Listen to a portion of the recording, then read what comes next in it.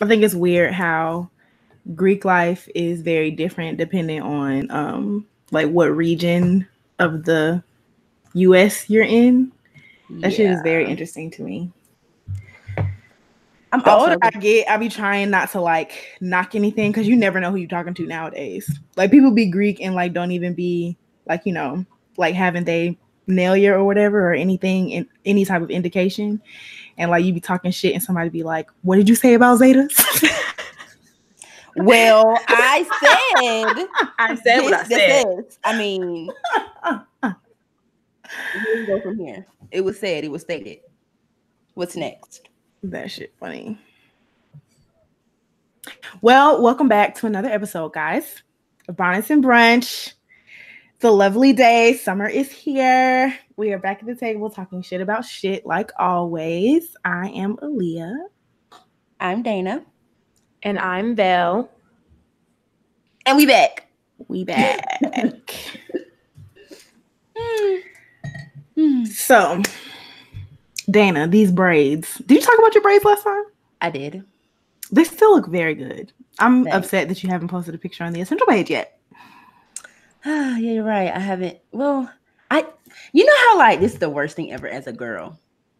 You know how you be cute, like you be together, your face be beat, everything is together, but the camera is not capturing like your togetherness. Yeah. That's the worst. Like that happens all the time. Yes, I couldn't get like I've been trying, but I haven't gotten the right yet. But when I do, I'll be sure to post. I think I'm gonna do a YouTube video on like braid maintenance because this shit really does take like work to maintain. Yeah, mostly your scalp. Yeah. At least with those braids, you can wash them. Yeah. Like you can wash your scalp easily. I feel like, what kind of hair did you use? Like Kanekalon? She bought it. I have no idea what's in my head. Oh. Yeah. So I thought braids last week. Still here. I kind of was rethinking them this weekend as I was out and it was hot as fuck. Because all this damn hair on your neck ain't no hoe. Very true. I was thinking about braids and then I was like, nah, all summer I think I'm gonna be doing the natural hair all summer because can't take it. I feel you. But I'm too far in now. What y'all toasting to this week? I can get it out the way. It's very quick. I'm toasting to a hot girl summer.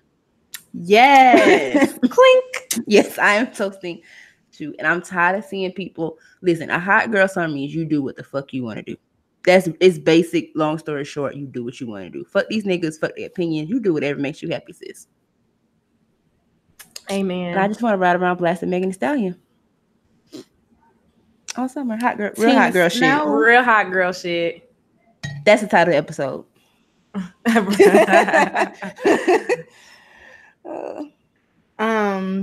In honor of hot girl summer, this is not even really like a toast, but this is like something like, I feel like we're like shifting into this next like phase or stage of life. Like I feel like we're grown now and like we can't even really be like, a lot of times we're not really on the same shit we used to be on. So like right now, in like at this very moment in your stage right now, if you could, like, if there was a drink that literally describes you, like, what would that drink be? That's deep. When you say drink, do you mean alcoholic? I mean alcoholic beverage. I ain't talking about apple juice. I just had to clarify. Fiji. Just had to clarify. I say a mojito because one, that is my favorite drink when it's done correctly. Two, I just feel like it's like simple.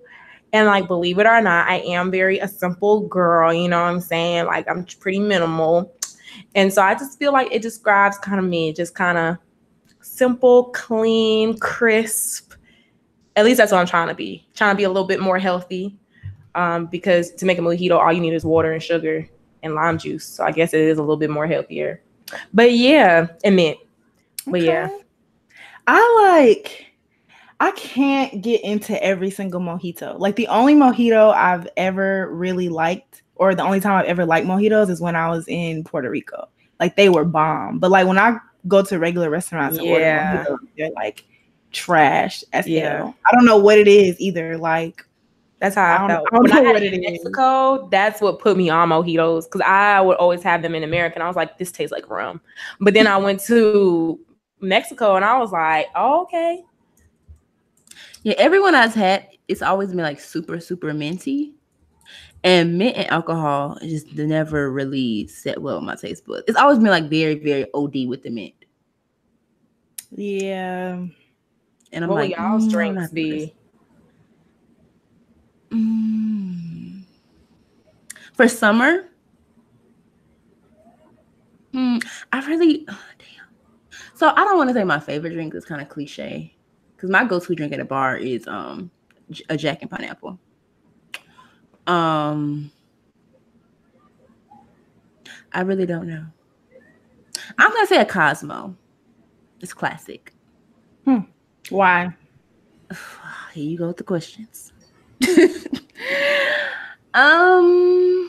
Because it's classic, and I don't know, it's very like refreshing. I feel like, you know, it may not describe me, but you know, I'm big on like energy now, so I always want to feel like refreshed with things, and Cosmos is like really, really refreshing to me. I don't know what it is, because it's nothing but vodka, which I hate, cranberry juice, lime juice, and something. It's like a mojito. It's very simple. Yeah, but I like Cosmos because you usually only need one. Yes, you usually only need one, and you good. Like, and I don't know. I like grew up like watching Sex in the City, and it always seems like so like grown adults. Yeah, like sophisticated. I'm drinking wealth. No, yeah, that's probably also a little bit of it. Kind of like what it. I don't want to say what it symbolizes, but like what it symbolized to me at a certain point before I knew better. So interesting. What's yours, Aaliyah? I feel like I've told y'all this before, but I can't remember, so I'm just gonna tell you again. So I came across like the drink of like, this is Aaliyah's drink. Like if you had to describe Aaliyah in a drink, this is what this drink would be. And this is when I was in Amsterdam, and I've never been able to find this drink ever since then. But like every time I go out, like to a nice bar, I always gravitate toward, like, I tell the bartender, this is what I want, like make it as close to it as possible. So it was this drink called Rose Gin, and it was literally like gin, rose water, and like rose liqueur. Like that was literally all it was. And it was like the most like simple, crisp, fresh like drink I had ever had. And like I love gin. I think gin is my favorite liquor. But like anywhere I go, I always ask for like gin with some floral undertones. But they can never like, they always give me like lavender and like, what the fuck is lavender and sour or some shit. And I'll just be like, bruh, y'all are really not doing what I asked you to do, but it's fine. So if I had to describe a drink that was me, that would be what I'm looking for. But I mean, yeah. So all of our drinks sound pretty similar. Like with the same like refreshing, clean, like it's not like Hennessy and cranberry juice, you know. It's wait. If I'm trying to turn up, I'll drink it. I will drink it, but it does not describe me. You know what? I can't even say like, even like a year ago, if you would have said anything negative about Hennessy, like I just wasn't fucking with you. But like a year later, I'm literally sitting here like, bruh, if I don't have to have Hennessy, I won't fucking have it. Like, I don't want it. Like, if that's all that's here, like, that's cool. But like, okay, so it's time for us as a Black community to come to the podium and be honest about Hennessy. We do need to be honest. Because as Black adults, we need to be honest about Hennessy. It is not a top tier liquor. That shit is not nasty. Like, niggas go to the, like, people swear that Hennessy is like top, like the premium. If you get table service, they try to charge you like $350, $400 for a bottle of fucking Hennessy, which be like $34, which honestly is a reach given the quality, if you ask me. But whatever. Yeah, I remember New Year's, I had like a little party and I bought Hennessy because, you know, that's a nigga fave. And I bought some cranberry juice. So this one nigga accosted the whole fucking cranberry because he could not drink the Hennessy like at all. So he took the whole damn cranberry He really and did. used it to mix it with his Hennessy. That's how like y'all niggas need to stop it. Yes, This nigga drank all the cranberry juice like by himself. all No. the cranberry juice. Y'all should have sent him got his Cash App or Venmo. Oh, and sent him a fucking request. They sent me my money, him and his friend, because I was like, so nobody had cranberry juice, and so nobody drank the damn Hennessy because nobody's drinking Hennessy straight. It's not that type of night. So y'all owe me some money, and so they did send me some money. But I was just like, see, that just goes to show Hennessy is nasty as fuck. Yeah, Douce is really the superior. I remember like when I was living in Indianapolis and I was going to like real bars, because that was when I started getting into real bars and not like nigga shit. Just give me some cranberry and pineapple, give me some Hennessy and pineapple. You know what I'm saying? Like when I went to real bars and like they asked me what I wanted to drink and I was like, can I get Hennessy and pineapple? And then the bartender would be like, yuck. Like gross. Like you're at a bar, like get something good. That is funny. But I mean, like, I'll still drink it. Like, you know what I'm saying? Like, I ain't no hoe, but like, no, listen. It's not no shit I'm reaching for. If you give me a shot of Hennessy, I'm looking at you like you crazy. I am not taking no shot of Hennessy in my age right now. That's what I drive. I'll mix it with cranberry juice, give me a little lime, but a shot, absolutely not. No, it's not in the cards. Well, what I'm toasting to was my weekend. I went to Louisville Memorial Day party. It was so lit. I had a good time. Really, I just enjoyed being in the pool because like I haven't been in the pool in like a year and a half. So I really just enjoyed like this beginning of summer.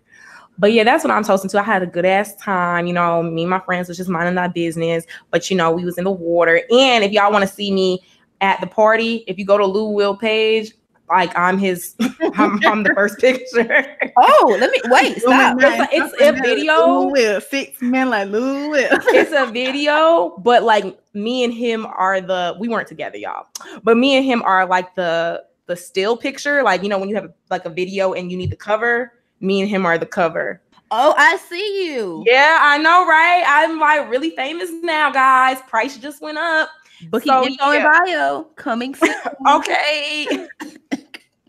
So yeah, that's what I'm toasting to. Wait, I don't see it. Okay, if you go to his first picture, his first video, I'm in the still. Like I'm not in the the. Oh, I see. Yeah. It doesn't look like we about to have a gunfight. Yeah. Living your best motherfucking life. That shit is funny. So I saw that Trouble actually performed. So Lou Will like a hood nigga. So Trouble got in the water, and that's when we left because he came in the water like guns fucking blaze, like water guns blazing, acting like a little ass kid. And nobody was safe. And so like water got in our friend's eye, you know, Bree, and water got in my other friend's eye. And so we just left after that. So after Trouble came in the water and started fucking up some shit, we left. But it was cool. Like nobody was super uppity. Nobody, like you wouldn't know who anybody is unless you know who they are. Like it was real cool. It was fun. I'll definitely go again. That's what's up. What y'all bring to the table this week? Has anything really been happening this week? Well, I'm gonna ask a question. I don't know if we've asked this on the show already, but this is kind of a discussion I had this weekend with some of my other friends. But I want to get y'all opinion. So let's say you're dating somebody and you really, really like them. Like everything is good. I feel like that's all my thing. Like everything I bring to the table is always like everything is all good, but really everything is all good. Like y'all, you really, really like him. Like everything's perfect. Good conversation, like good date, good chemistry. Okay. But like maybe you get married to him, or maybe not even married, but maybe like a couple months pass and you finally decide, okay, I'm gonna have sex with him. And you have sex with him and it's whack. And then you try again and it's whack. And then you try again and it's whack. So like you pretty much solidified that his sex game is whack, but you like everything else about him. Where do we go from here? Nowhere.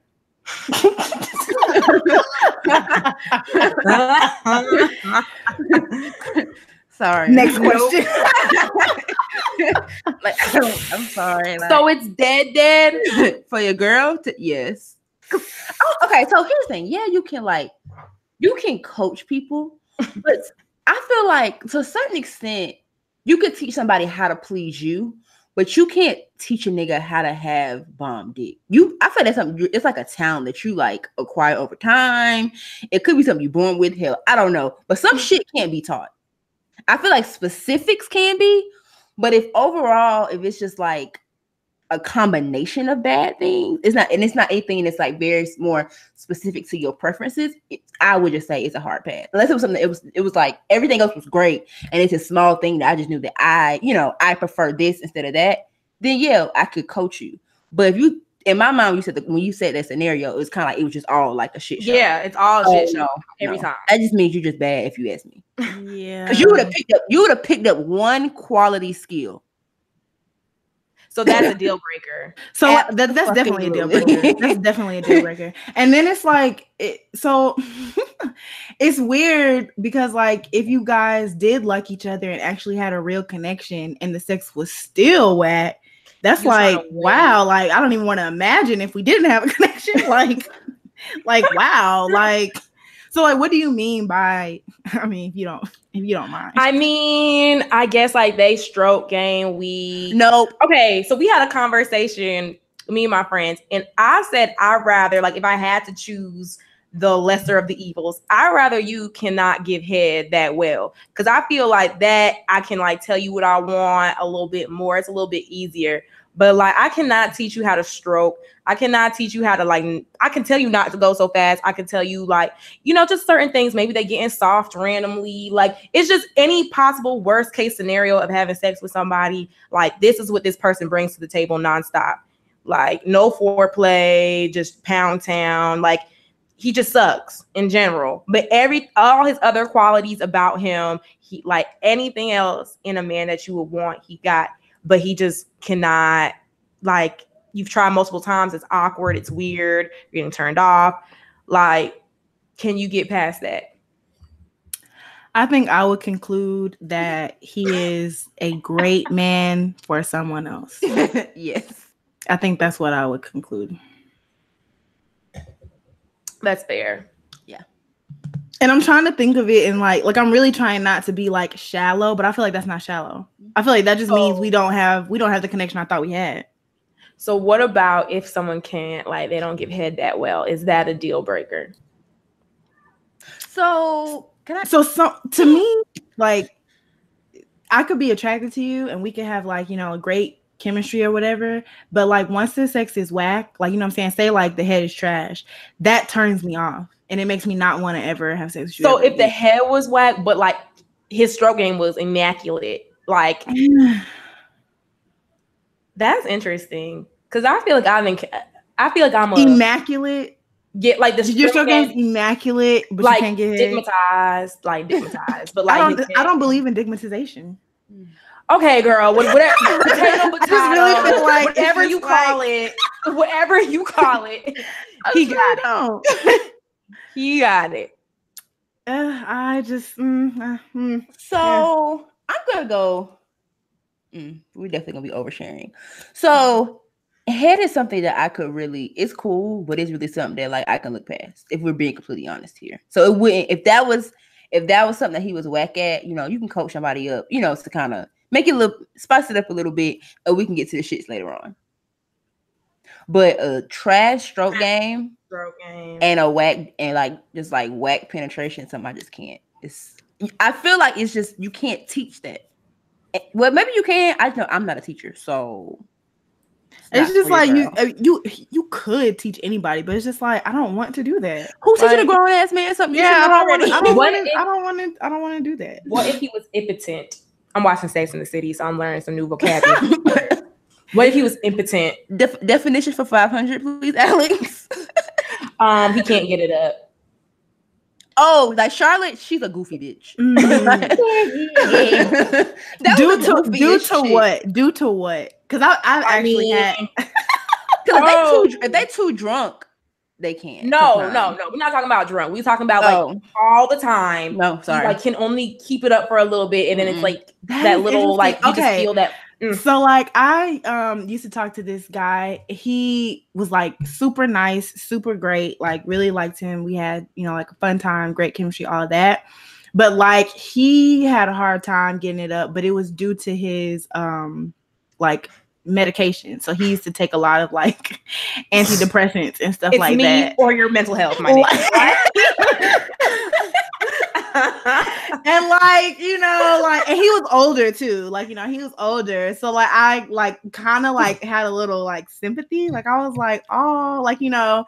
And then once he told me like, you know, it's because of his meds, I was like, oh, and of course like me being in the field I'm in, I was like, oh, like okay.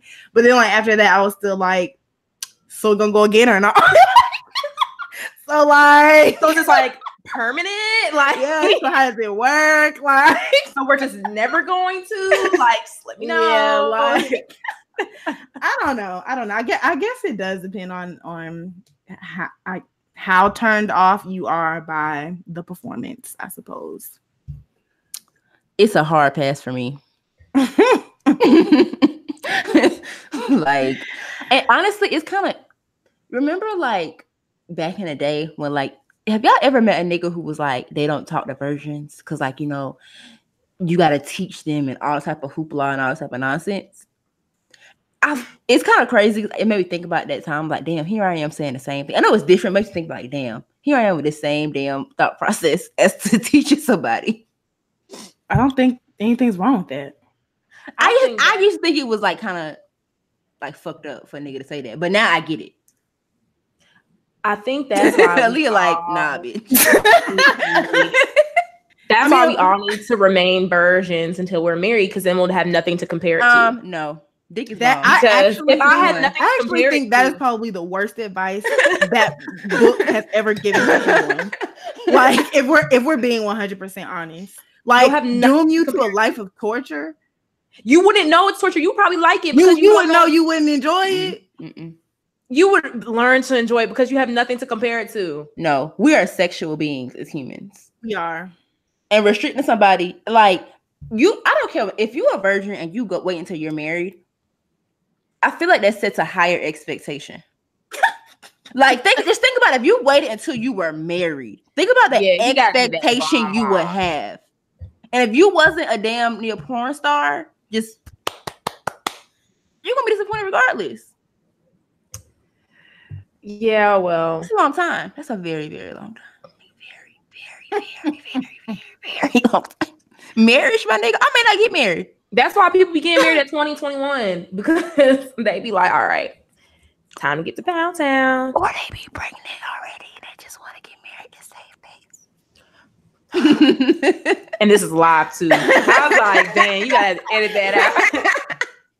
That's all the option as well. Since we're on the subject of things to do and not do before marriage, I feel like we've had a yeah, I think so too. Before, but I want to introduce like a story first and then like get your thoughts.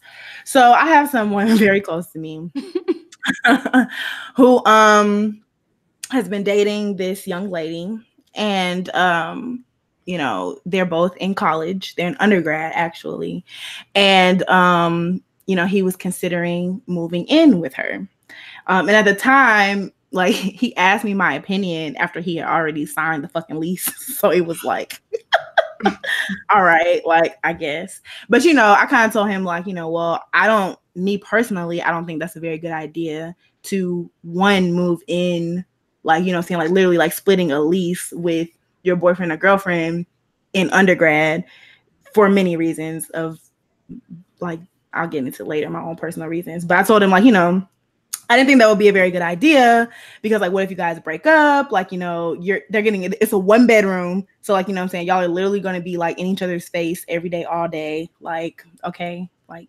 whatever. But he ended up doing it anyway. So he moved in with her, and like naturally things just like started going downhill after about maybe like 6 months of living together. So like they've been living together for about a year now. And just little things like in this particular scenario, One person had a hard time coming up with their half of the rent due to a lot of things happening. You guys are in undergrad, you know what I'm saying? Like, y'all don't have full-time jobs, you know. So that was an issue. And then it was an issue of like, you know, people like staying out late and like, you know, coming back in and not saying anything, or like, you know, being in the kitchen all day, like all your stuff taking up space in the kitchen, and like you're hogging the Netflix account, and like just like goddamn, like things of that nature. And so now they're at a place where they have broken up, yet their lease is not up for another like 3 months. Naturally. So they are living together, broken up, and it is a 1-bedroom apartment. So the young lady is sleeping in the bed and the young man is sleeping on the couch. And it's just like everything that I told this nigga was going to happen happened. So I mean, like, I just want to get like the story was just for a frame of reference. But like, again, like, how do you guys feel about moving in with your significant other before marriage? And do you think there's a difference between like the stage of life that you're in? Like, do you think like being young and in undergrad is different from being like in grad school or being, you know, into your career? What do you think? Definitely. Like, I feel like the place you are in your life definitely makes things a little bit more feasible. I feel like undergrad is just a time of instability all around, in terms of finances, in terms of what you fucking want, in terms of just everything. It's just like, no. But I won't even try to shit, because if I was that age, I'd be like, yeah, I'm ready to move in with my man. It's gonna be so much fun. Da, da, da. But like, hindsight is 2020. When you get older, you get wiser and you realize, okay, that's not it. Now as an adult, I wouldn't take it off the table, but I don't know. I don't think I would. I would be like, I mean, if you want me to live with you, like, we need to have this legally set in stone. Talking about a ring, you know what I'm saying? Like, I'm not trying to live with you, because I feel like you can find out people's habits without living with them. Yeah, same. Even in undergrad and post grad in my career, I'm not living with no nigga who I'm not engaged to. Point blank, period. Not happening. No way, Jose. Count me out. Mainly because, I mean, I just feel like when you do that, it kind of puts, you're like, you know, figuring a person out and learning about them. But I just kind of feel like it puts you in a position as to, you can get complacent. And if I was dating a nigga and I'm living with him, I've seen, in different people that I know, I've seen it play out in ways where they get complacent. You know, it never progresses until y'all end up breaking up, or it ends in pregnancy. Like, that's honestly the most common. I literally don't know any. Take this back. With the exception of like 2 people that I know from like way back home, I don't know anybody who hasn't moved in with a nigga who has not gotten pregnant. And then it's like, then you playing house for real, because you have a baby. It adds a whole nother element to the story. Like, now y'all up here shacking up playing house for real. And before you know it, you're gonna wake up 15 years later and you're gonna be in the same predicament with these niggas. So I just don't want no parts. So yeah. Sorry, it's just a no for me. And I like my own space. I really like my own space. Like, when you piss me off, I want to go back to my house where my name is on the lease and this is my shit at all times. That's real as fuck, because I feel like even if I do get married and I live with my husband, like, I need a whole separate like room just in case. Yes. Just in case I need like to decompress or like whatever. Like, I need my own little area in the house that you do not come into. But no, like, I like, the first thing that comes to mind when I think about like moving in with somebody, it's like, I just need to have like something of my own like secured. So like, I may even like, you know, say that say that I do meet somebody and we plan to have a future together and we end up moving in together. I honestly think like I would always keep like just like something just in case, like something of my own just in case. Like just in case, you never know. Because I always just think like worst case scenario. some waiting to exhale shit happened and this nigga tried to kick me out, I got somewhere to fucking go. Like you just never know. And like I told, you know, my friend who was in a situation, that was the first thing I told him. I said, if y'all break up, both of y'all names are like bound to that lease. So like now you're living with someone who you don't want to be with. And like since they've broken up, he said like the longer we stay broken up, the more I don't want to be with her. Like I'm realizing this is not the girl I want to be with. But like you still got to be like living in the same vicinity as her for the next 3 months.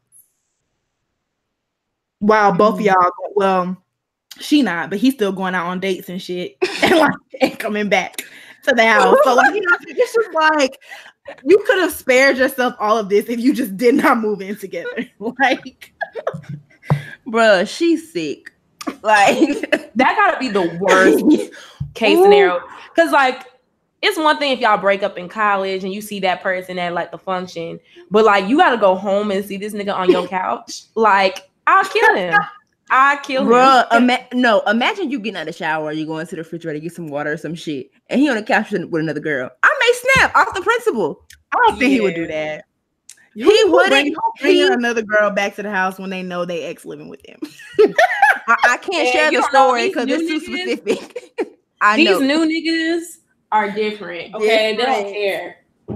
They don't give a fuck. And honestly, another reason why I guess I don't want to bring it to the table, we can talk about it here.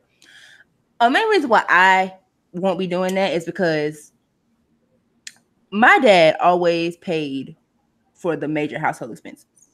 And I see the conversation now is like basically, you know, like splitting the rent and splitting the bills and blah, blah, blah. When I move in with the man, the mortgage is his responsibility. And that's like non-negotiable for you, girl. Like I'm not splitting that expense with no nigga. Because at that point we are roommates. We're not in a relationship. And I don't say that as a like, you know, he got to provide and take care of me. No. It's like patriarchy or whatever, but that's some shit I'm gonna subscribe to forever. I'm not my hard-earned money is not going into the mortgage / rent with no nigga. I'm about, you know, like I'm not doing it. I'm not having my boyfriend as my roommate. Because when y'all split rent, y'all are roommates. That's just, I'm sorry. That's just how I see it. So. I've always just thought that, like, if I were to move in with someone, like, if I were to move in with, like, you know, my significant other, we wouldn't be, like, on a lease. Like, we'll be purchasing a home. Yeah. Like, and you're paying that mortgage, sir. I can get everything else. A home, and until we're purchasing a home, I will have my own apartment. Like, amen. But like you can come over. But that's also like, you know, not everybody like thinks like that, and not everybody like comes from that sort of like has that kind of like background or mind frame. Because I know like the reason that these two decided to move in together was to like kind of like cut expenses, like, you know what I'm saying, like to kind of like help each other out and like let's move in together, like our expenses will be cut in half, and like, you know what I'm saying, sometimes it's just a better financial position.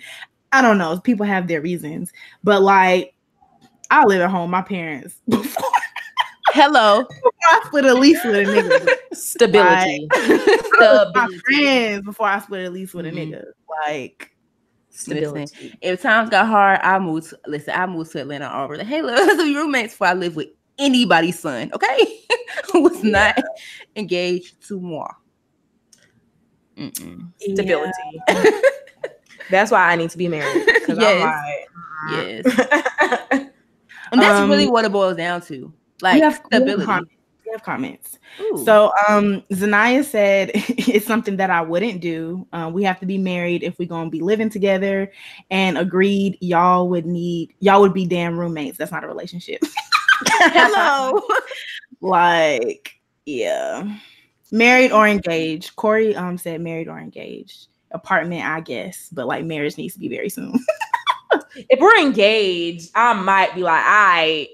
But if you your boyfriend and girlfriend, nigga, I'm still cheating on you at this point. Like, you haven't solidified nothing.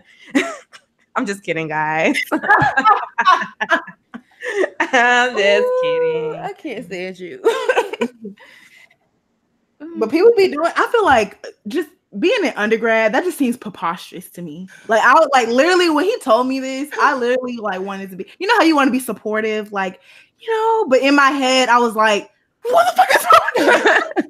Like, are you fucking stupid? Why, my nigga? Why? Devil's advocate, I can see from a perspective of a 22-year-old or 21-year-old why in the moment you might think that's a good idea because you're not a fucking adult. You have no adult experiences. You in college, you want to be, you feel like you grown, like you feel like, oh yeah, this is the next step and it's economical. We're going to be saving money and you're in love. I can see with that mindset and being that age and that type, like the experiences you had, I can see why you would think it's a good idea. That's why it's good to be friends with older people. It's good to talk to your parents. It's good to have a praying grandmother because people like that will knock some sense into you. And I'm glad I had those because I would make some piss poor decisions. And it may be influenced too by like how you saw relationships growing up. Like how you view like living together. Mm-hmm. Because to me, like I had some people in my family, like in South Carolina for the longest, they had common law marriage. So I grew up, you know, you call your family friends auntie and uncle, and y'all ain't nowhere near blood related. Yeah. So I grew up, I had so many people like in my family who lived, you know, they lived together, they had kids. Like I'm talking like you would think they was like a full ass family. When South Carolina got rid of that common law marriage, I went to so many fucking receptions, so many like weddings. Like I literally, and I was like, oh, so y'all were just, I remember talking to my mom, like, so they were just living together? And she was like, wow. And she'd be like, yeah. And like, you would think, I mean, granted, you know, marriage is not equal to like happiness or whatever. That does not define your relationship and all that type of jazz. Yes, but whatever. But to me, it was kind of like, I just can't see myself just living with somebody because we are dating without any kind of legal entitlement to each other. Because I just see it as how it can play out in the future. I got that how it could end up. I'm talking these people have been I'm talking 25 plus years. You would think they was like married. They had kids, like kids my age who went. I'm just like, wow, like, so y'all just been like shacking up this entire time? Was common law marriage, is that a new thing in South Carolina? No, they got rid of it. It was an old they got thing. rid of it. Okay, yeah. Because I have family members. Yes, been living together for 25, 30 years, and they not married. Like not married. No. Yeah, they got rid of it in Georgia in 1997, or you had to be together before 1997 for it to be like legit. Yeah, I don't remember the days. I vividly remember like going to so many fucking receptions. Like not what, just they went to the courthouse, you know, sign a paper. And Harris, I'm just like, wow, so y'all really just been like twirling y'all thumbs. And I mean, it's nothing wrong with it. That's what you want. But I just know for me personally, hell no. Hell to the, especially when kids and shit get involved. Hell to the no. I don't know. I've just always been like, I think I agree with you, Dana. Like, it depends on like one, how you were raised, how you view relationships, and like, you know, just the things you've seen in your environment and with your family. Because like I was just raised to like, by my grandma, by my mom, even by my daddy, you always have your own shit. Mm-hmm. Like you always have your own shit. People can switch up on you like that. Like that, married or not. Like, you know what I'm saying? Niggas can switch up like that. And it's just like, you just always want to be like safe. It's not like, oh, like I don't think we're going to be together, so no, I don't want to move in with you. It's just like, until I feel a little bit more secure with this decision, like I just always got to have my own shit. Like, it was an old saying I always heard growing up: why buy the cow when you get the milk for free? And niggas really, the older I get, the more and more that shit makes sense. Yes, it makes sense.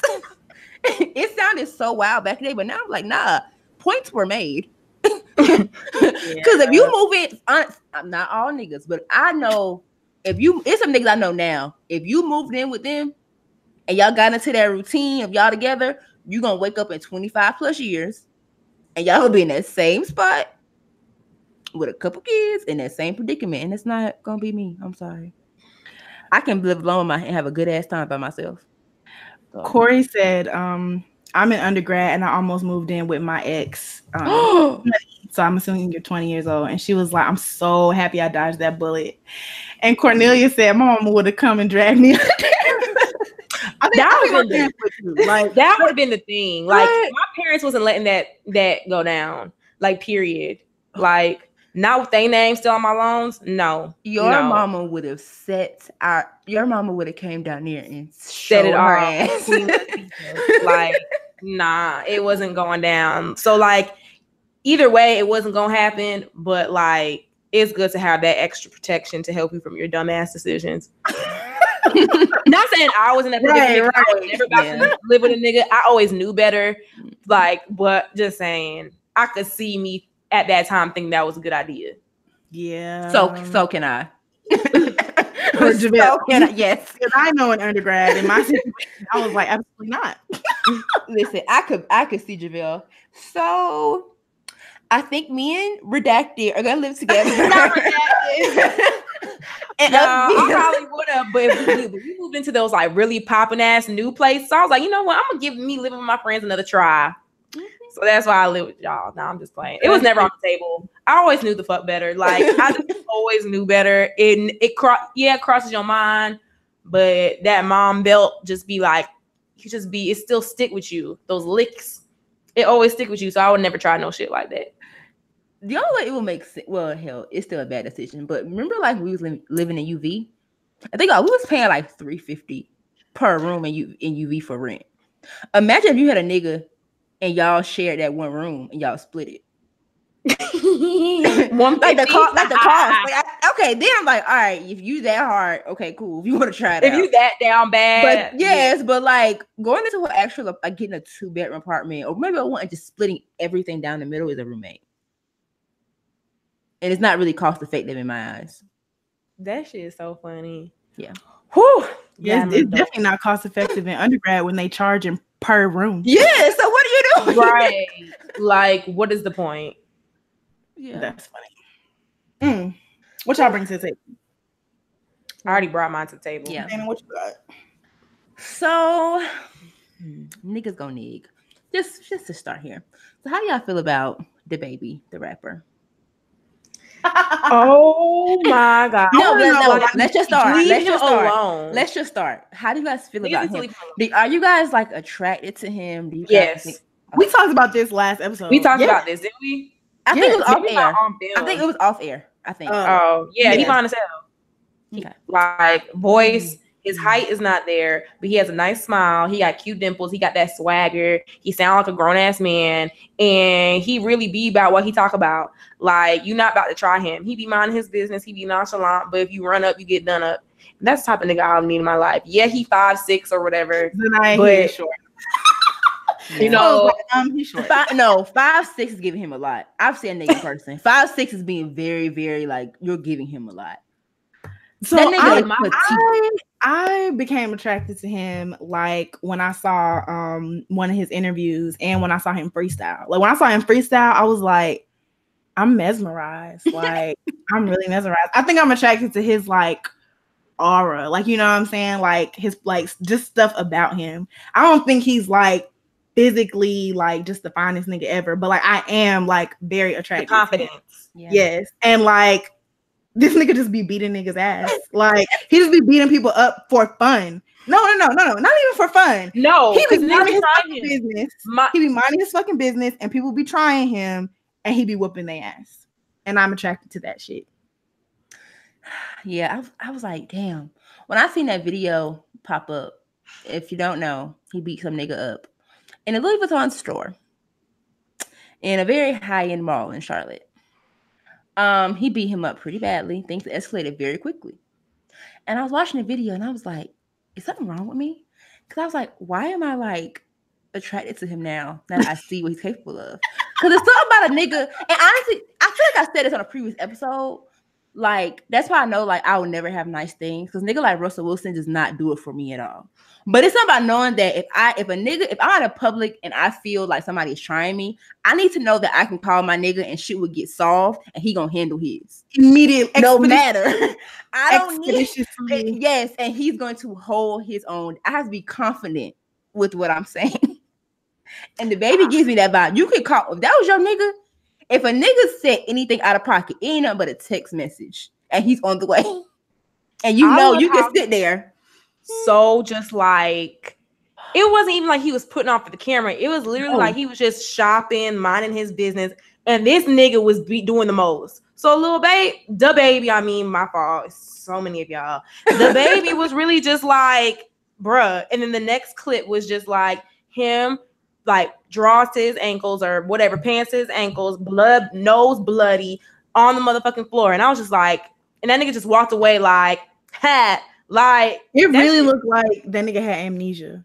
Like, like he literally looked like he ain't know where. Like I could see the birds flying around his head. Like, you know what I'm saying? Like I was like, wow, you really like knocked this nigga out. Like that shit was so, and he like you were actually getting bullied and like you knocked this nigga out. That man tried to say they jumped him and his bodyguards came in. But nonetheless, like you came up talking cash shit, like you was about shit, trying to embarrass this man, put him on your story. And I don't care who beat your ass. Somebody did, and your ass ended up on the floor with your mouth bloody and your drawers to the ground. So that's what you get. Stop being bullies. Moral of the story. Yeah. And I did see people like pull up his Insta. He been talking cat. Allegedly, he's a rapper. Never heard a song. Allegedly, don't know her. Probably will never. But I saw like clips circulating like of him like kind of antagonizing him from the jump. And it's more so just hate. Like that's what made the baby like come up so like, damn nigga, you really did that? Because it's so hard to come out to Carolinas because niggas like that. It's so hard. Like they do. And honestly, I saw today people like try to like the narrative is gonna mark my words. It's gonna start to shift. It's gonna be the baby blah blah blah, but it's gonna be niggas from the Carolinas eventually start. Oh, he doing too much. He cocky. He doing this. That it's gonna shift very soon, and that's why it's so hard for entertainers, rappers, singers, or whatever to come out of the Carolina because niggas be hating on their own. Atlanta, they support y'all your own, but that shit is not the case here. Like not even a little bit. Especially because the baby is like he on now, like he on. It's like from here if he play his cards right. And I already just people that I know in general is already starting to try. I'm like, damn, like y'all ain't get this nigga like his own album. Are you not gonna support somebody? You know, I'm not from Charlotte, but like when I first moved here, he was out in these clubs, like really grinding, like, and to see him like actually like catapult now, I was like, oh shit, nigga, that's good. You expect people to like salute that, but nah. Niggas, he doing, y'all got his head big. He doing too much. I'm like, damn, like, it must suck to be a hater. And that video shows what happens when you hate on the internet. That shows how these internet people, they have all this shit behind these Twitter fingers and all, but you see them in person and you want accountability. When you want to hold them accountable for their internet words and actions, all type of shit, that's what happens. They're never about it. Buddy took the biggest L of 2019, bro. Thus far. Wow. Looking like a fool with his pants on the ground. I was like, damn, nigga. Like, I was like, oh my God. Oh my God. And like to put it into context, South Park Mall is like the elitist of white Wait, people. so this happened in Charlotte? Yes. Yes. Wow. Yes. And then a nigga like afterwards, he was like, he don't do shit for the city. You know how niggas are. He don't do shit for the city. And he ain't. It was like, trying to cop please and tell they bullshit ass side of the story. It was in the mall. I'm talking a mall. They got like a Nordstrom's, a Neiman's, like a very nice establishment. So like, I always be like looking at like weird shit, like when stuff happens, and I'm just sitting here like, so y'all niggas actually got to scrapping in the nice side of the mall and like not one damn security guard. Right. Like not no manager, not no employee came to like there was no crowd. Like there was like no nothing. Like I'm just trying to figure out like, yo, like was this like a one swing knockout? Like what happened? I mean so they have of course they always have security in them like high-end stores anyway. But can you imagine working? Like you at work at Louis, just picture it. You at work in Louis Vuitton and you see these, you're a white person working in Louis Vuitton. White woman, you're a white woman, you know, just mind your business, dusting off y'all purses and cases and shit. And you turn your head and you see two men, niggas, because they think they're niggas as well, arguing aggressively, and you see all these people around, you don't get paid enough to deal with none of that bullshit. So I'm sure you looked and you was like, oh shit, they fighting. Because I heard later, but she was like, oh God, like the commentary in the background was the funniest part of the video. Like, what are you supposed to do? Mind your fucking business and get it on film so you can send it to the shade room. Okay. And hope because I want to see the whole footage. I want to see like what was the fatal blow. Like, yes, I want to see. I want to see. But that shit, it did look like it was just a very quick, like, okay, you talking shit, but nope. Now what got me was they were outside of the store. Like, did they drag this man like outside the store and like punch? Because by the time the end of the video came, they was out of Louis. They was just like outside the store. Well, one was laying down. So I was like, did y'all drag this man? Did the fight get outside? Like, it just left me with more questions. Than they probably started fighting, and then like the manager was like, y'all gotta leave. Like, y'all ain't gotta go home, but y'all gotta get the fuck out of here. Love your business. Right. I'm sure that's not in anybody's employee manual at Louis Vuitton. How to handle fights. Procedure.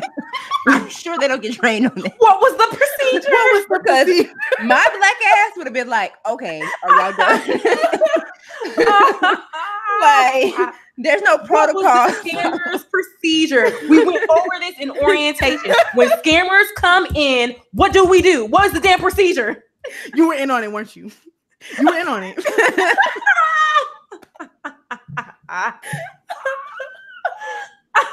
I'm fucking dead. Set it off. Oh and shit! It's like because he's from like that nigga he's from some side. He is from the hoodest of the hoods in this city that I live in. So none of his actions surprised me. Not near one. I accidentally navigated on that side of town, trying to find nail salon one day, and I was like, "Oh, okay, this is where this is." So First 48, kind of camps out when you see him on TV. So all of his actions make sense, and he little. So little man syndrome is a real thing. If y'all don't know, they do not like to get tried. Like they be going 10 times harder when they get tried, and that's all it is. I mean, honestly, I feel like if you are a little nigga, you gotta know how to fight. You have to. Like, that is accurate. You have to. His like the people he grew up with probably told him like, you're gonna have to know how to fight. Like, don't provoke no shit. Like, you know what I'm saying? Of course, like, don't swing first, or like, you know what I'm saying? Like, mind your business. But like, if a nigga try you, you're gonna have to show them not to fucking try you no more. I feel like that's what every parent tells their like the runt child. You know what I'm saying? Like the one who looks like they'll always get picked on. Yeah, that's probably how it goes. Cause even growing up in like middle and high school, all the little niggas love to fight. The short ones, they was always trying to fight somebody. And it was always like very, very like always on their toes. And I'm like, damn nigga, you okay? Like, like it's not that deep. Relax. Yeah. I actually know like a good amount of short people who can whoop ass though. Mm-hmm. Actually, you. Mm-hmm. Short and gay niggas. Oh my god, that's like one of the funniest thing to me is if you're ever out and you see somebody really, because straight men could be very, very like disrespectful. They be trying. Oh, they say everything. They be out of pocket. And when them seeing somebody from the LGBT community, them niggas can fight. Okay, I've seen them beat up the hoodest of the hood men. And it's like you be like, you ask. I mean, honestly, people ask for it these days because some people they literally give you no choice but to respond with violence at hands. Like they don't give you any other option. Like what is left on the table for me besides beating your ass? Violence. Yeah, like what else? Yeah, I didn't have anything too of important. That was good. So now I guess it's time for us to leave a tip to take with you today and hopefully for the rest of your lives. What is your tip today, ladies? I have a tip. So it's summertime and like pool parties are on deck, on fleek. JaVale just came from one. Okay. And I was on Twitter the other day and saw that, and I'm pretty sure this was in Atlanta. Somebody had like pushed this boy into the pool at a pool party. And of course, this was a nigga pool party. Pushed this boy into the pool. He was like 19 and like he didn't know how to swim and like he actually drowned. And so like they pulled him out of the pool and they performed the worst CPR I have ever seen in my entire fucking life. Like it was just terrible. I'm sure it did more harm than any type of good. But my tip, I have two tips. One, I know that just as a community, we have been disadvantaged in terms of like our access to pools and our access to like services like swimming lessons and things like this. I need niggas to learn how to swim. I really need people to do that. Like they have adult swim lessons, like they are actually a thing. Like I think it's very important for like people to know how to swim just so that like you have a chance to live if like somebody want to get ignorant and push your ass in the pool. Like you can't control getting pushed in the pool, but you can control living to get out of the pool and beat their ass once they do it. So like I just think I just think everybody needs to do that. Like I think that should be a top priority for people, especially like if you plan to be out and around water and shit. Two, I need people to actually learn proper CPR. And like I feel like it's weird because like, you know, all throughout school, because like I feel like I get CPR certified every like 2 years. And this is not even really by choice. This is because like whatever job I'm working for requires me to be CPR certified. But like the older I get, like literally watching that video, I was like, wow, y'all actually could have saved his life if y'all knew what y'all was doing. And so like just like some of the stuff that we put the type of stuff that we prioritize, sometimes I feel like we don't really prioritize the right things. So I need everyone to take control of your lives, learn how to swim, and learn some CPR so you can have a real hot girl summer. Okay? Real hot girl shit. Wow, I feel attacked because my black ass can't swim. I can float, but I can't swim.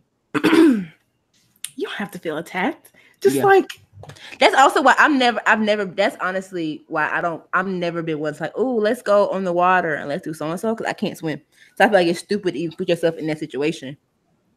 You know what I'm saying? To be around that much water when I know I can't swim. And it's my father's fault that I don't know how to swim. Why? Because my daddy thought he learned how to swim by somebody just throwing him in the water and then figuring it out. Like just figuring it out. Ooh. And a lot of people did. Sink or swim. Even like my cousins who had pools at their house, like most times they taught little kids by just tossing them in there. And then eventually they learn how to swim. So he tried that shit with me. That's dangerous as fuck. And it did not work. And it made me scared of water. So mom did put me in swim lessons after the fact. I was so scared of water. I was never the furthest I ever got was learning how to float. Because I actually it made me scared of it. I'll do it one day when I have kids.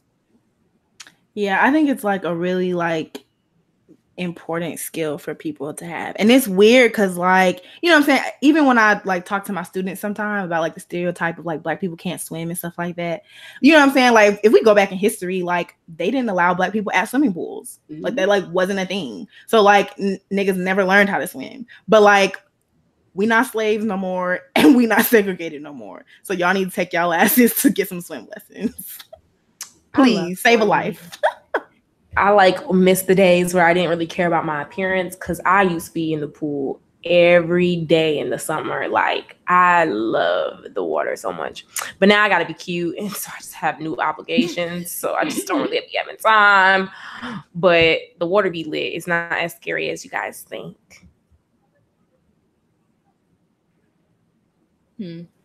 Well, I can go next.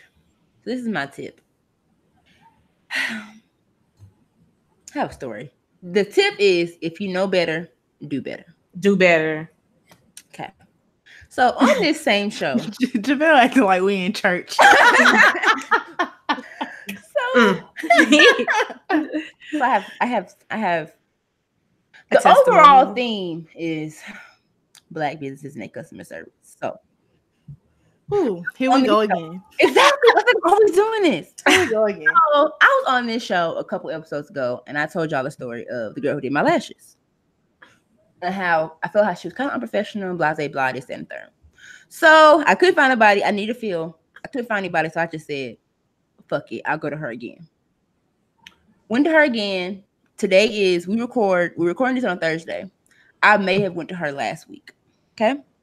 My right eye is basically completely almost bald. And this eye is full of lashes.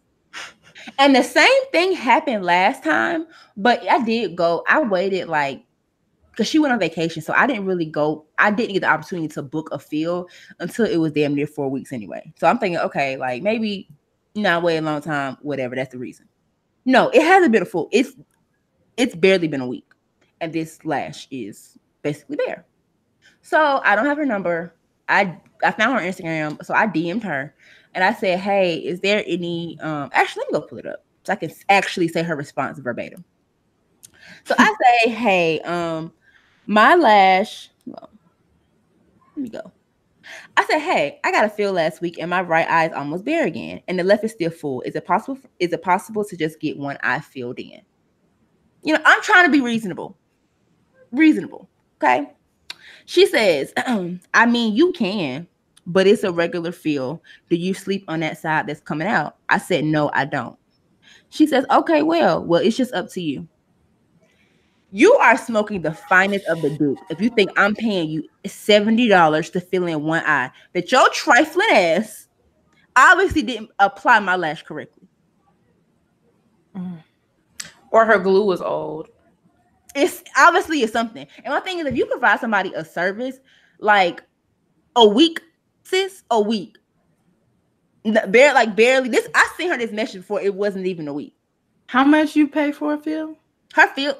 Well, another thing, she's one of them girls where anything over 3 weeks is a new set. Yep. Same. So, but she ran a special where she's a esthetician as well. But she ran a special where you can get a full set and a facial for like $150. So I did that. But because her regular lash sets of like volume is like $125. I say sure, I might as well just get a facial and call it a day. So, but her fills are like $60. Why would I pay you that to fill in one eye? Well, obviously you did the mistake. Because going to sleep on this side shouldn't cause it to come out. No, it doesn't. It doesn't impact it at all. Like not even a little bit. So it's safe to say you won't be going to her again. No, right. That's the second chance you gave her. Yeah, no. And then, so I hate to do this. So y'all remember Nola Skin? Yeah. They have me all the way fucked up. What happened? What did Nola Skins do? So boom. boom. Exactly. It hurt me. It hurt me to do this. Oh, I placed the order maybe like a week and a half ago because they take forever to ship regardless. Okay. Mm-hmm. They hand make their products. Whatever.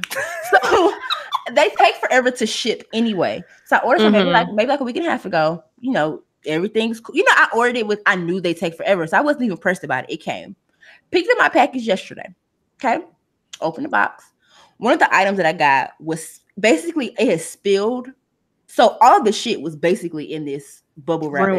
It was basically halfway empty when I got it.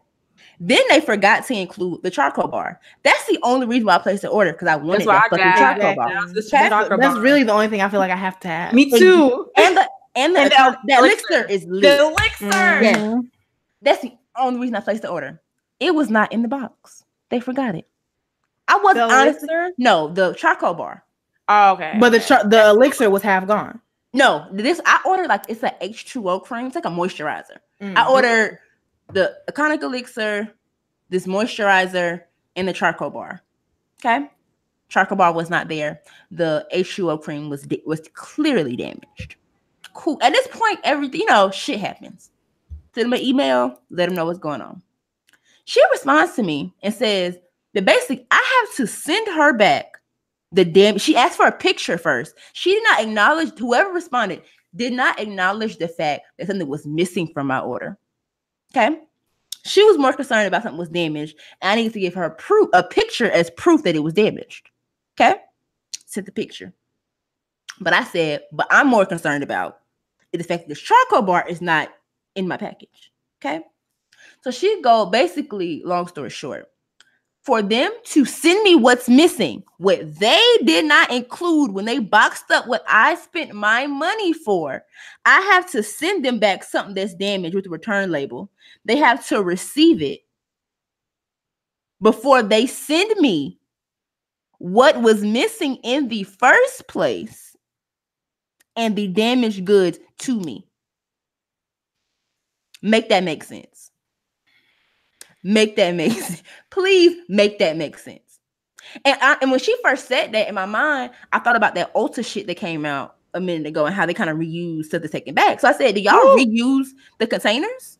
Like, do y'all reuse that shit? You remember that an employee went it was one location. She went and basically kind of exposed her store. Well, sometimes you take something back. You sent me the link, Leah, when they take stuff back and it's lightly, yeah. They like sometimes they'll reuse it and put it back on the shelf. So let me think about that. I'm like, so are you guys like reusing this product or do you reuse the container? She said no, but because it's damaged, we have to receive our damaged good before we can. How does that make sense? Am I like how does am I tripping? Like, how does that make sense? I've never ordered anything from no matter what the company is. And it was your mistake that it was not included in the box that you sent me. That's bad customer service. Yes, that I paid for. But you guys already take fucking 3 months to ship it anyway. Why the fuck would I wait till you get it? And they stuff not cheap. So it's like, if something's fucking missing, bitch, you need to send me my shit before I cause fucking riot. Like, I paid for something and it's not what I have. So I'm not sending you back shit until you send me the shit I bought, bitch. Like, that's why. But I feel like majority of companies only do this when they're Black. Their primary consumers are Black. Yes. Yeah. Like, you know what I'm saying? It's almost like just like Fashion Nova. Like, you know what I'm saying? Once the post office receives it, it's not our responsibility anymore. Like, bitch, why not? I gave you my money and I didn't receive my product. Like, y'all wouldn't be Nordstrom don't fucking do this. Fucking Gap don't fucking do this. Old Navy don't even fucking do this. Like, Forever 21 don't even fucking do this. I can tell Forever 21 I didn't get my shit back and they'll send me a whole new package. So like, I don't know why people are like that. Like, that's weird that she just asked you right off the bat, send me a picture. Like, sis, wow. Especially like when we've been loyal customers. Yes, and it's like y'all reached out to us. We've been loyal customers. But and she's like, oh, and my thing is that like what really pissed me off at first because she disregarded the fact that something was missing. I get where like, yes, you know, people do take advantage of these smaller companies and they do be trying to get over like, oh, I ain't get this and they try to get over. But you can't operate a business with that mentality. Right. Because you forget the customer service mark. That's my biggest frustration.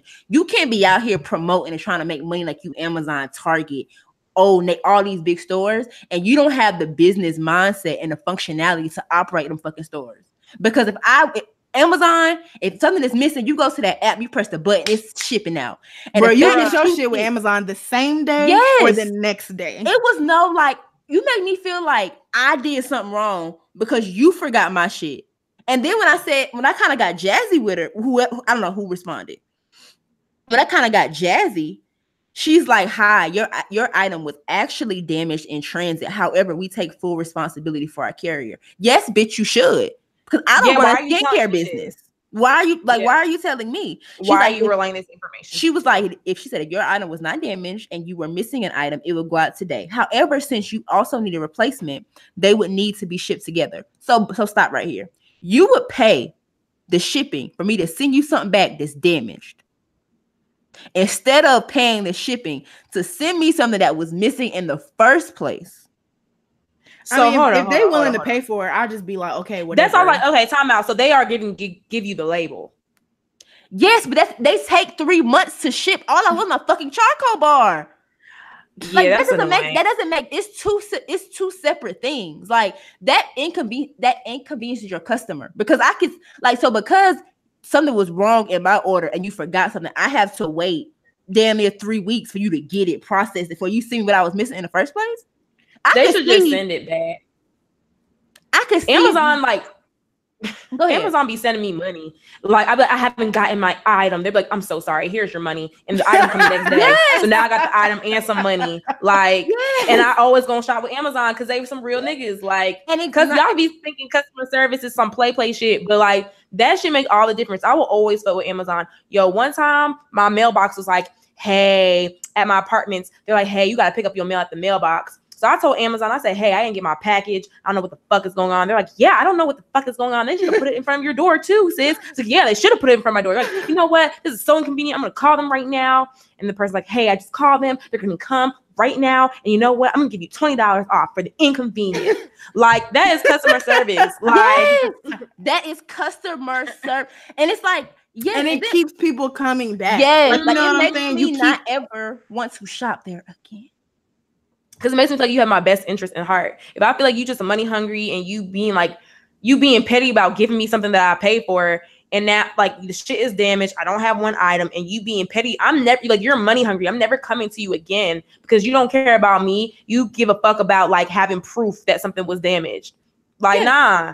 If I say it's damaged, it's damaged. And maybe y'all should have some better bubble wrap or some shit. That's none of my fucking problem. Okay. That's not my problem. So I guess they canceled. And I might get them in secret, but I won't promote them. Yeah, she goes. However, we do need our item back. Because at first I really thought they like reusing their shit, but she's like, no, we don't. However, we do need our item back to resend you a replacement. Why do you need that? When all I did was enter in my card information to PayPal and pay for the shit that I wanted.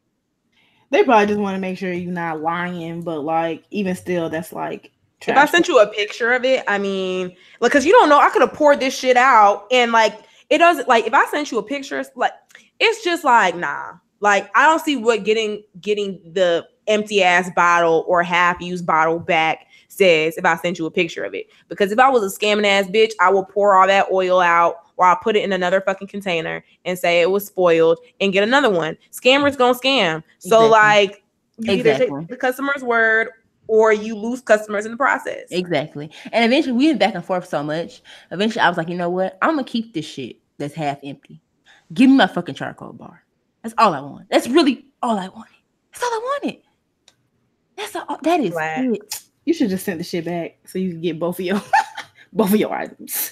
No, they take, because the last time I ordered from them, I'm not even like, they do take a long time. I just make sure like I don't need no new shit from them for a while when I order some shit. Like I don't ever get empty before I order some shit. I order it when I'm like halfway done. Because that's what really made me stop using their products, because they ship forever and I waited until I was out. And I don't really have I don't have 14 days to wait for you to ship me some face wash. And last time I ordered, that's really how long it took before this time. I mean, listen, if you're going to operate like you a big major brand, you got to, have the logistics down to fully execute, because that's not acceptable. I'm sorry. And I try so hard to support our own, but I just been having the worst luck lately. Well, since we're on the topic, it's not black owned, but fuck Fashion Nova. Jamel, what's your tip? My tip is very simple, and it's the last time I'm bringing this up. Like, I promise, like the last time I bring this up. But like I told y'all maybe last week and maybe the week before, like I blocked Idris Elba's and I recently blocked him. So you guys do not need to screenshot nothing. Y'all need to send us nothing that has to do with Idris Elba, because unfortunately you will be blocked. No, you won't. At this point, no, you won't. If I see it, no, you won't. No, you won't. I don't care. I don't need to see nothing of them. If you send something negative about Idris Elba and his concubine to our page, you will be blocked. I don't need to see it. That's negative energy. I don't need that in my life. He's blocked and she's blocked. They're dead to me. And that's my tip. So you're mad. I am not mad. I'm over it. Like, I'm over it. But girl, I don't need to see it. Like, I went out of my way to block these niggas, but I gotta get a screenshot from Aaliyah. Like, oh look, somebody said this. I'm like, wow, I didn't even know this picture existed, but now I do, and now it's burnt into my brain, and now I can't unsee it. I don't want to see that shit. I don't give a fuck about him or Sabrina or Sabina or Bina, whatever the fuck he be calling her. I don't give a fuck about her. Clearly you do. I don't give a fuck about her, and I don't give a fuck about him. Anyone stealing him, sis? How's that going? He been looking elderly lately. He don't even look as youthful. Wow. Okay. All right. No, this is where I draw the line. No, ma'am. We're not. Your delusion is going a little bit too far left for you, girl. We're not doing that. Okay? Idris Elba can get it wherever he wants it. Okay? Keep him coming. Woo. Well, y'all can have him. His trifling ass. I'm over it, and I'm over her. Don't send me no shit about it. You better send it to Dana or Aaliyah's personal account, but don't send it to the Essential page. I don't care. They personal account. But, oh, well, shit, Aaliyah, then you at fault. Then this is for you. Then this is for you. I don't care what nobody say. She can be pregnant. They can have twins on the way. They can have triplets on the way. I do not give a fuck because I don't give a fuck about them niggas. Fuck him and fuck his wife. You know, I hope they have a beautiful marriage. You know, black love. Woo, woo, woo. But other than that, I don't give a fuck. And that is what I'm told. Ladies not told. Is what I hate her. It looks like it's a visual audio of hate. That was a full blurb of just what a hater sounds like. I'm not hating. I'm just, you know, you sipping on that haterade. I'm reclaiming my time and my energy, and I have to give 2 minutes to seeing them together, and that was just 2 minutes too long. I ain't trying to see that shit no more. Not in 2019. Well, not in June. Okay, y'all got one more day to send me across my page with some bullshit, but in June, if I see that shit, you getting blocked on site. You know what's wild? Idris Elba is so fine. I just want to bring it back to like the fact in this new movie. So it's not a Fast and the Furious movie, but it's like made by the same people who made Fast and the Furious with like Vin Diesel and like dude from like Transporter or Terminator, one of the movies. But Idris Elba is in there, and listen, can't wait to see. Listen, this movie about to be good just off the strength of his aesthetic. The fineness, yeah, like yeah. So y'all need to go see it. Oh. Have y'all seen Aladdin yet? No. I saw it with probably won't be seeing it. We were together. I mean, I'm talking to the people who are listening. Oh. So like, I guess I can give it another week for people to see it. Because it just came out on Friday, didn't it? Yes, we're going to see Ma. Ashley asked if we're going to see Ma. Are y'all going to see Ma? That's what Octavia Spencer, right? Yes. Okay. Yes. That shit look hilarious. That shit looks funny as fuck. And like, I'm excited. I will be in attendance. I'm excited. I wonder like what the like underlying, because even from watching the previews, I can't even really tell fully like what it's about. It just looks like a black lady who's wreaking havoc on white like people. She gonna get like cool with them, and they're like, oh yeah, it's our black lady friend Ma. Yeah. And they're gonna go over her house, and she's gonna start killing them niggas one by one, and it's gonna be funny as fuck because they're gonna be shook. But I think there is one black friend in the mix. Yeah, by the looks of the commercial, but I guess so it wouldn't be like completely like, oh, black people revolt against white people. There is one black friend in the mix, so he probably gonna die. But it looked funny as fuck, and I'm going to be in attendance. Yeah. The only thing I'm gonna say about Aladdin without ruining it for y'all is that I just hope they don't ruin Lion King. They didn't ruin it. Like, I guess like for Aladdin to be such like a classic film that I grew up on, I just think that, I don't know. I think they made it a little too kiddie, I guess. Jungle Book wasn't like that. Jungle Book was actually like good. It was kind of kiddie. The casting was my biggest peeve. I feel like Jasmine looked like a white woman with black hair. It was very uncomfortable. Poor casting for Jasmine and Aladdin. Like Jasmine, like they have like, you know, they're of Arab descent, but Jasmine is from London and she's half white, and Aladdin is from Canada and he's half white. And I just feel like for a film that's set in Saudi Arabia, I just don't believe that it was that fucking difficult to find some Middle Easterners to play those roles, because like everyone else in the movie seemed to be like, you know what I'm saying, Arab. Yeah. And like these two looking American, not American as fuck, but English. They looked Caucasian. They look white. Like they really did. Like Will Smith was the best part of the movie. He was. I have better expectations for. Not that it was bad. It was just it was kiddish. It wasn't so bad. It it was fall really asleep. kitty and poor casting, in my opinion. But they can't mess up Lion King. And me personally, I don't really like, and I know that's really popular now, like when like a Disney movie that incorporate like a little bit of Black culture. So like that, like that shit. I don't really like that, especially for like a Middle Eastern movie. I don't know. It's just weird to me. So I didn't really like that aspect of like incorporating like, and we're gonna do the whoa now. Like I don't really like that either. I feel like I saw somebody Millie rocking that shit. Yes, wait, what?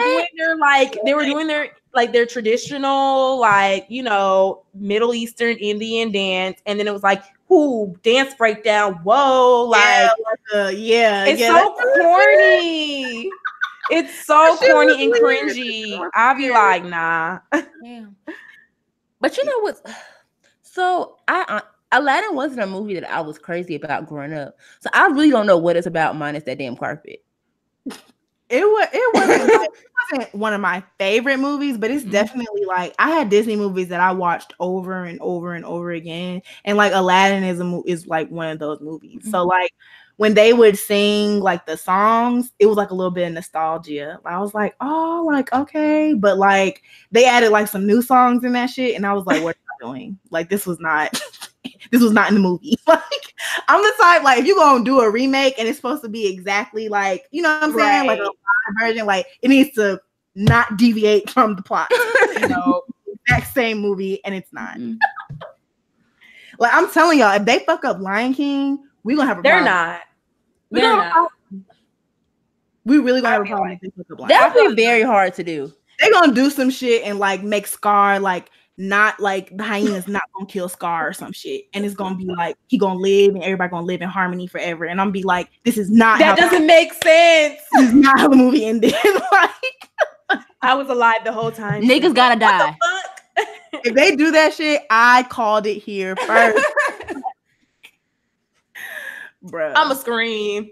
If they have Nala's voice like Beyonce for like young Nala, I'm signing out. Like if it's like a young ass Nala and it's Beyonce's voice, I think Beyonce's signing out. Old Nala. Okay, because if it's like a little babe and it's Beyonce, because you know they don't try to get the most out of Beyonce. So if I hear her as a child's voice, I am definitely signing out. But I expect better from Lion King. I thought Aladdin was going to be better. It wasn't bad, but it wasn't bad. It was just like, yeah. It was just maybe if I had a child, maybe they would like it. I don't know. Yeah, I am also 27 years old, so. Ashley said she saw The Intruder with Megan Good and she thought it was good. Really? I thought they keep making the same movie over and over. That middle like terrace saw it and told me that it was good. And so like I was like, I don't know, because I feel like it's gonna be like some Lakeview Terrace, like another Lakeview Terrace. But like I've heard a lot of good reviews about it. So I guess I'll give it a chance. I don't know. I feel like it might be like what the fuck is that movie we was just talking Acrimony? About? Yes, it might be like Acrimony, where everybody was like, I'm not watching that shit. And then when they watch it, it's like entertaining as fuck. I can proudly say I've never seen Acrimony. It was playing at my house and I did not watch it. Listen, that shit was entertaining. It was so stupid. The thing is that the ending is really where it went left. Like compared to other Tyler Perry movies, like it really wasn't even in the top 5. But it's just the ending. I was like, are you serious? It definitely looked like they got to the end and was like, ran out of budget, wrap this shit up. Shit up. Like when the people from the crew jumped in the water and they got back on the boat and nobody was wet. I was like, how does that happen? The green screen of them being in a park and they wasn't going nowhere. The background wasn't changing. I'm like, damn, y'all can go to a park? It was a better movie than what I expected though. Because my mom wanted me to watch it. My mom basically taped my eyes open and made me watch the movie. Because I was like, I don't want to see it. I don't want to see it. And then she just like turned it on anyway. And I was like, I don't want to watch it.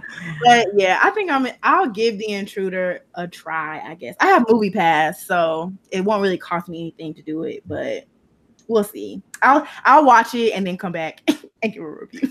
Please let us know Yeah. if it's worth seeing or if I should see it on Netflix. Yeah. Please share with the class. I will.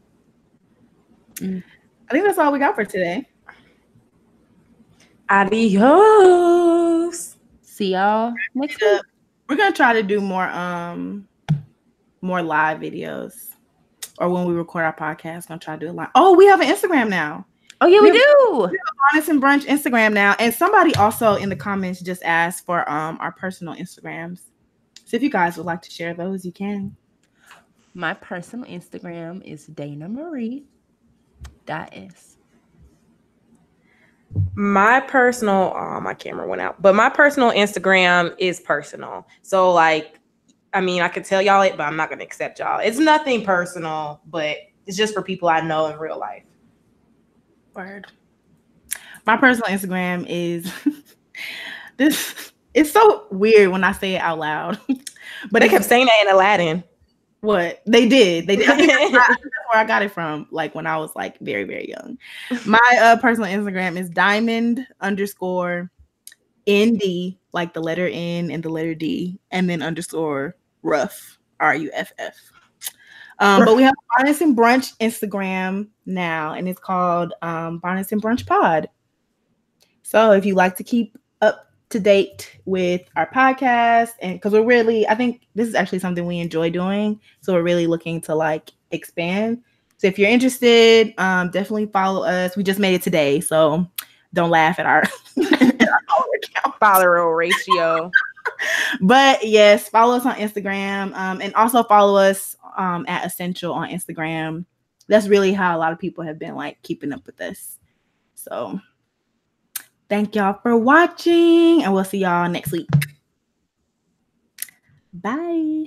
Bye. Adios.